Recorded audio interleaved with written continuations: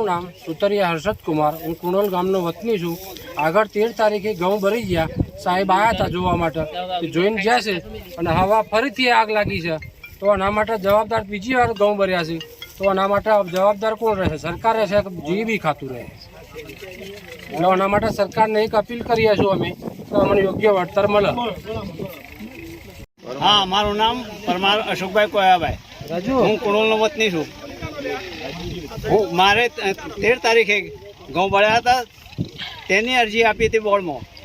તે ફરીવાર આ 16 તારીખે પાછા ફરીવાર બીજી આગ લાગવાથી આ પાછું બીજું બળી ગયું છે।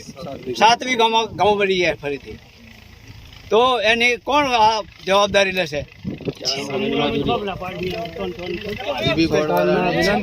તો સરકારને વિનંતી છે કે અમે કોઈ પણ રીતે અમને વળતર આપો। હું કુણોલ ગામનો વતની છું, મારું નામ વિનોદભાઈ છે। તારીખ 13/3/2025ના રોજ ખેતરમાં આગ લાગી હતી। તે દિવસે બોર્ડવાળાને અરજી આપી હતી। હવે આજની તારીખે મારા જ ખેતરની અંદર ફરીવાર અગ્નિ લાગવાથી 7 થી 8 મણ ઘઉંનું વાવેતર બળી ગયેલ છે।